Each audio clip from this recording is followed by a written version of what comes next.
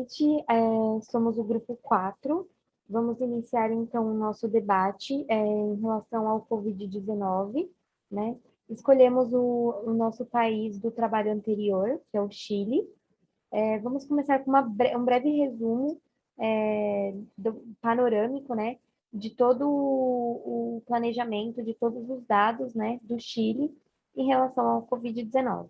Então, eu vou passar a palavra agora para o Vinícius. Obrigado, Camis. Bom dia, Thiago. Boa tarde, boa noite. Eu sou Vinícius Ilhotti. Eu vou dar algum panorama geral da situação da Covid-19 no Chile.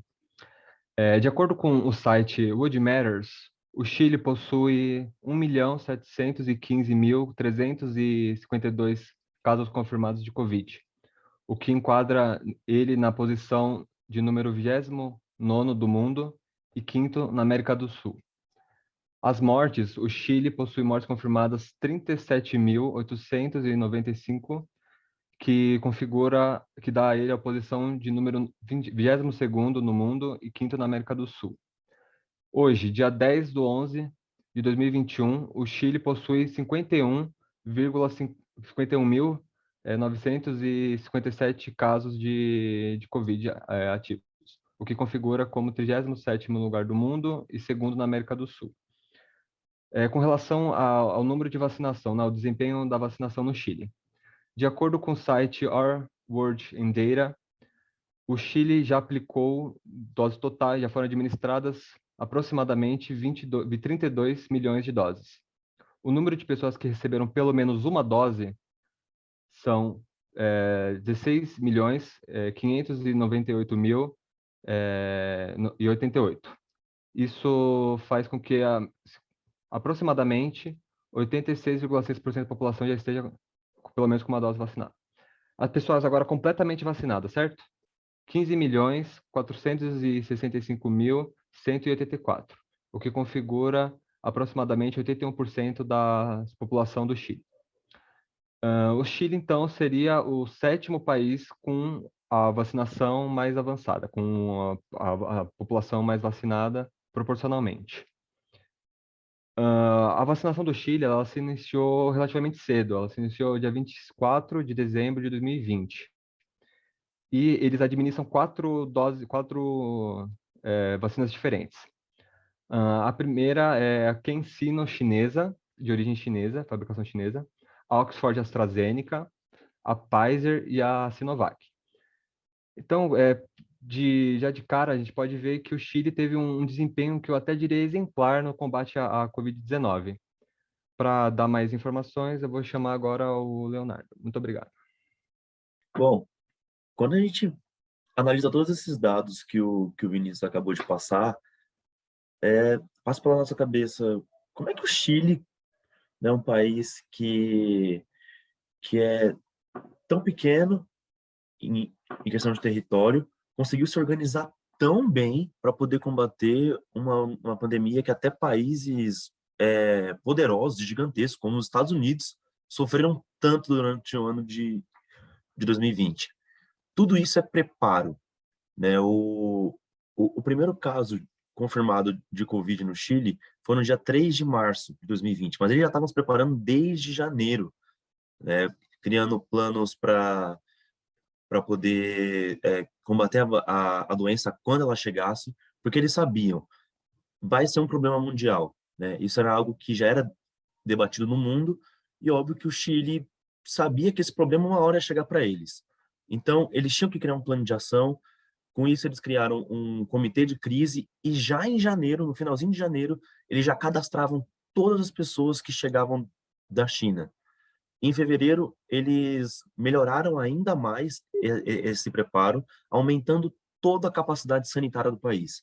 Então, eles melhoraram hospitais, eles contrataram mais pessoas da área de saúde, então médicos, enfermeiros, compraram muito mais equipamentos, tudo isso para poder estar preparado para quando a doença chegasse, o impacto social, político e econômico fosse o mínimo, né? Em março, com o primeiro caso, as ações do governo chileno foram de certa forma, muito, muito duras e muito rápidas. Sendo que o primeiro caso foi no dia 3, e 10 dias depois, já no dia 13, eles já proibiram aglomerações maiores de 500 pessoas. No dia 16, eles já fecharam todas as fronteiras, e com isso vem toda uma preocupação econômica, né? Mas no dia 19 de março, 3 dias depois de fecharem todas essas fronteiras, eles já prepararam um plano econômico junto ao seu Ministério de Economia, e no dia 27 de março eles já estavam preparando benefícios para a população, porque a população, assim como no Brasil, precisa comer, precisa pagar água, precisa pagar luz, precisa sobreviver, e como naquela época a gente ainda não sabia, né, tanto lá no Chile quanto aqui no Brasil, a gente não sabia se ia durar 15 dias ou um ano, o governo precisava prover essas coisas para a população.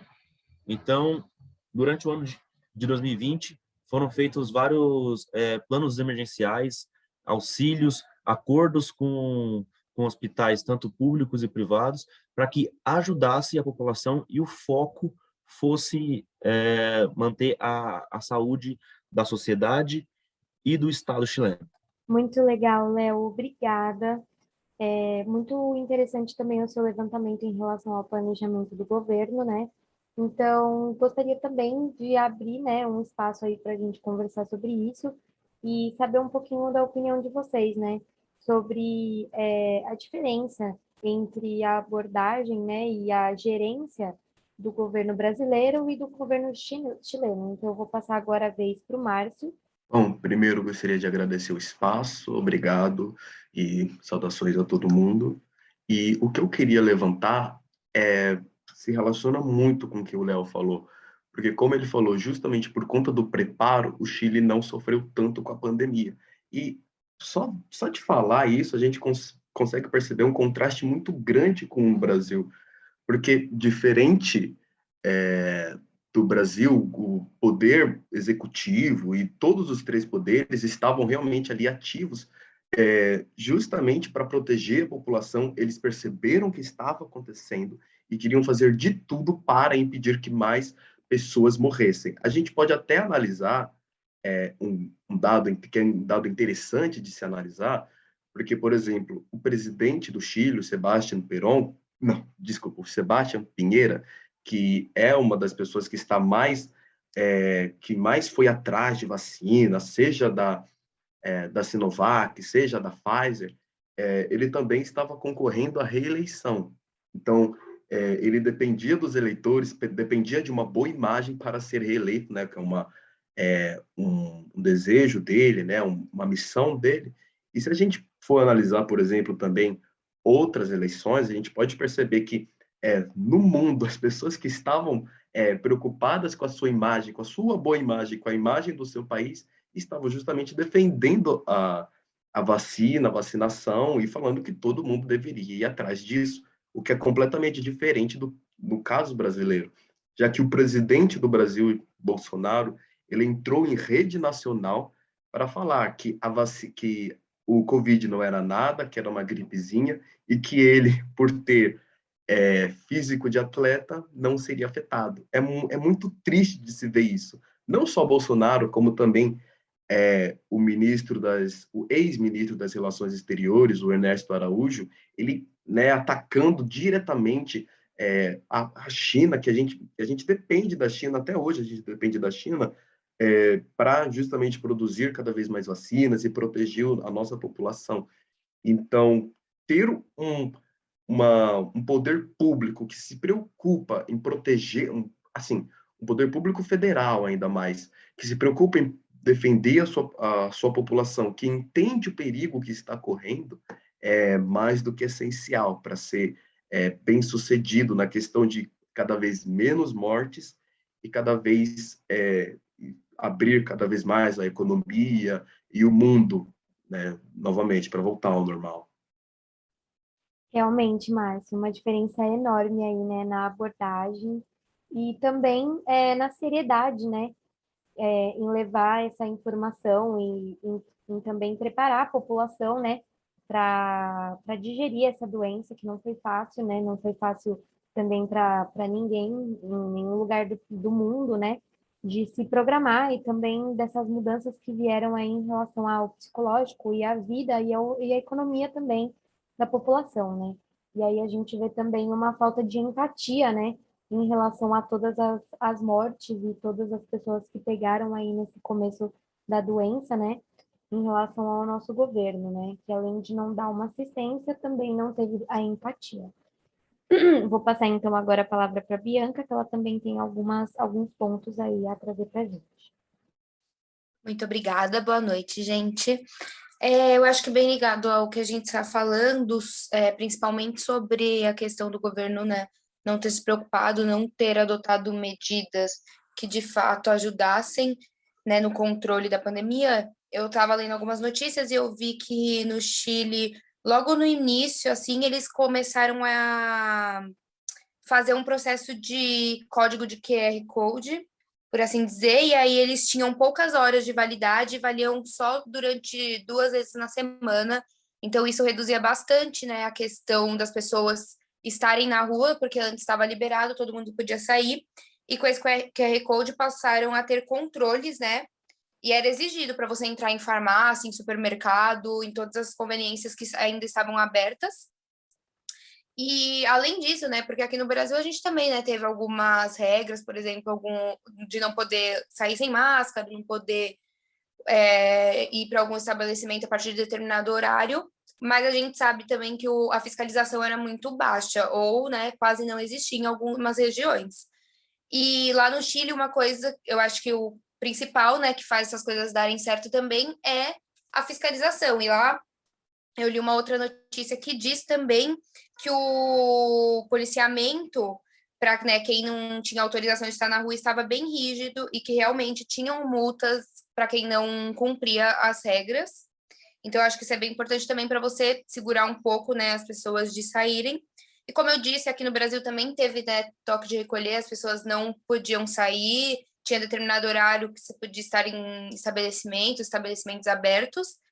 E também teve lá no Chile, e eles passaram também a mudar, né, os sistemas as dinâmicas de quarentena. Uma coisa que eu achei bem interessante é que antes, bem no comecinho, eles estavam fazendo quarentenas por bairros. Então, os bairros tinham determinadas regras, né, de horário de sair e tudo mais.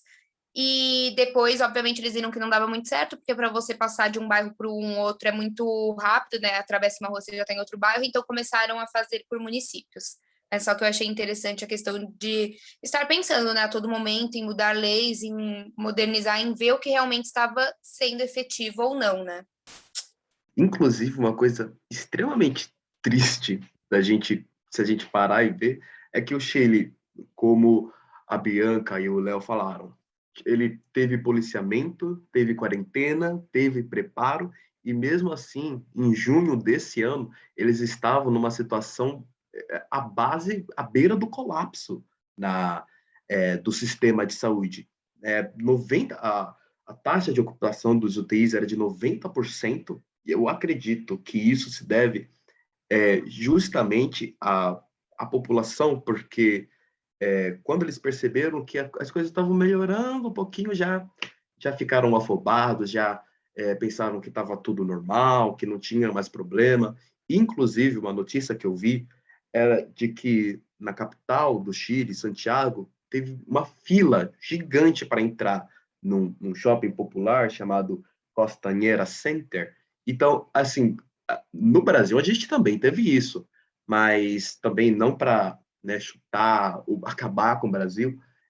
Inclusive no ano passado, e até esse ano um pouco, eu trabalhava em shopping center e eu reparava que o medo da população em relação ao Covid, de algumas pessoas, claro, se você for, por exemplo, hoje principalmente, se você for em regiões mais badaladas, você vai ver que as pessoas chutaram balde e voltaram. Mas na época, até agosto, setembro desse ano mesmo, o brasileiro ele estava com medo, ele tinha um certo receio em sair de casa, em tirar máscara, em passear, né? Diferente da população chilena. A gente até fica com um certo questionamento, porque assim, o povo chileno teve uma vacinação tão rápida, um poder público que realmente se preocupou e mesmo assim, em junho, estava à beira do colapso. Nesse caso eu vou discordar um pouco do Márcio, né? Por conta de trabalhar como professora, né? Eu sou professora e vários pais traziam para mim reclamações de que tinha que voltar às aulas presenciais com urgência, porque não conseguiam conter os filhos dentro de casa. Então, sem pensar, né, no perigo que eles poderiam trazer para dentro das casas, né? Estando nas aulas, eu dou aulas agora presenciais para crianças que não ficam de máscara, trocam de máscara entre os amigos, né? Então, também acontece bastante, né, das festas clandestinas, né, que estavam acontecendo desde a metade do ano passado. Aqui no Brasil, eu creio que realmente para shoppings isso não ocorreu, mas em relação a festas, né, brasileiro realmente muito festeiro, como sempre, né, não conseguiu se conter por tanto tempo a ter esse contato social em relação a festividades, a comemorações, né? E uma coisa interessante também que eu queria trazer aqui é que eu tenho uma aluna, né, que é médica do SUS. Ela era ginecologista obstetra, mas ela acabou sendo realojada, né, dentro do hospital para tratar somente de Covid, né?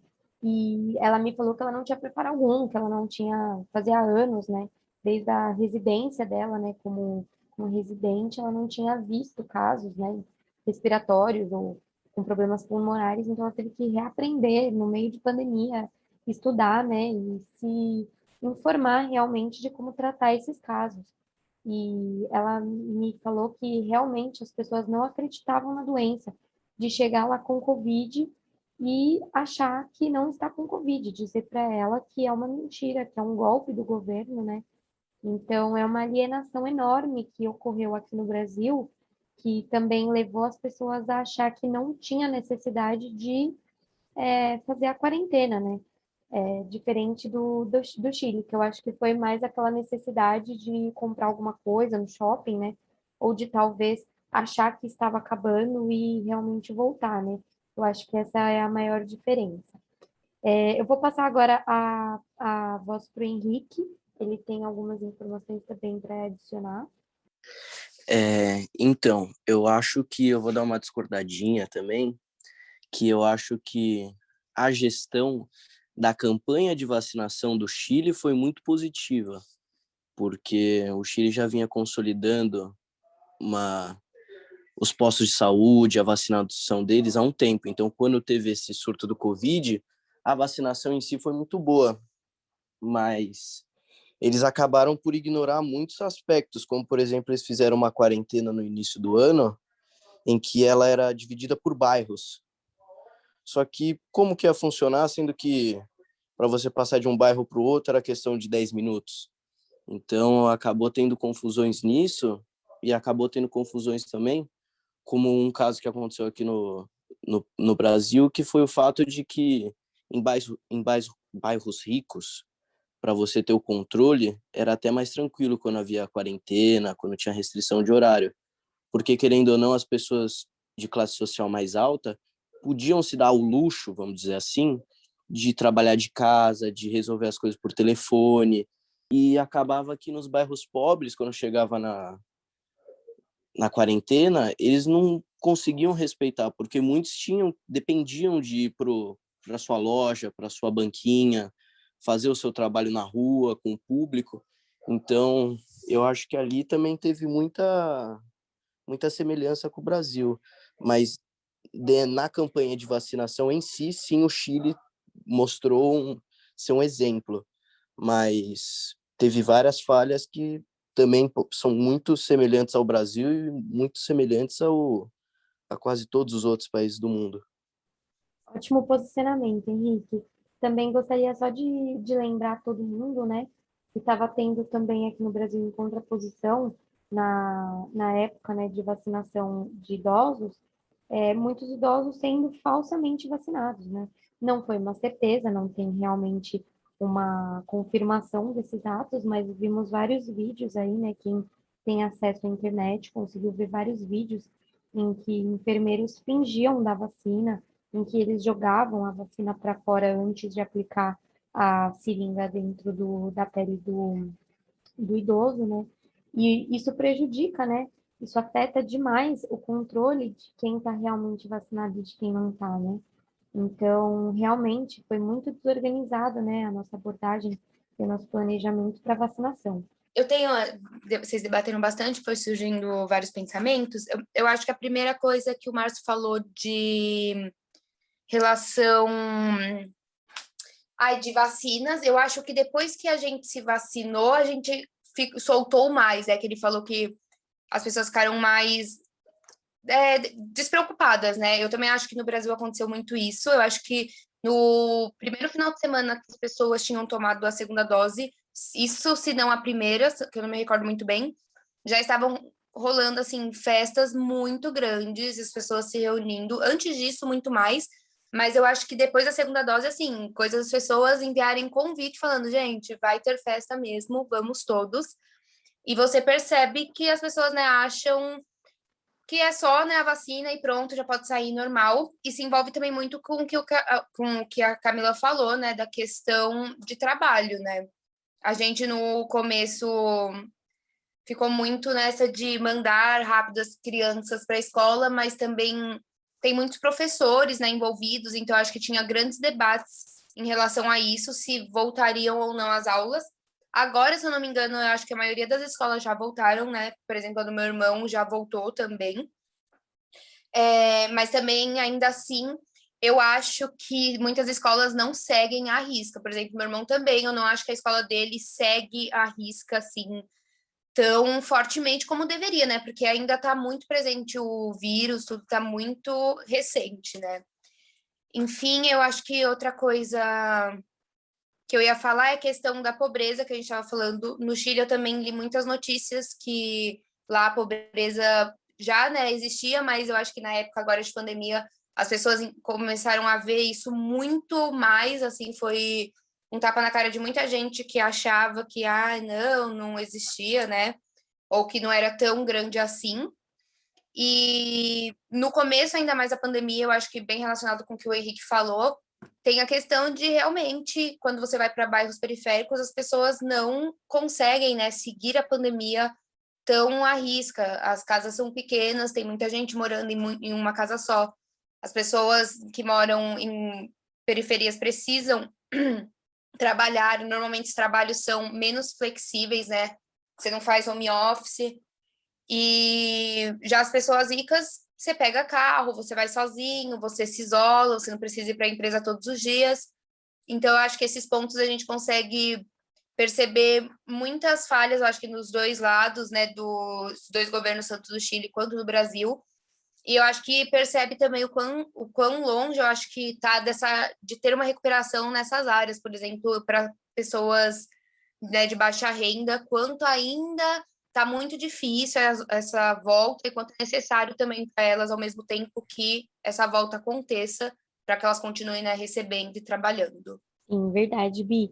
Um outro dado interessante que nas áreas periféricas do Chile, né, foi feito algumas ações, né, para que todos tivessem acesso a máscaras, álcool em gel, e aqui no Brasil foi ao contrário, né?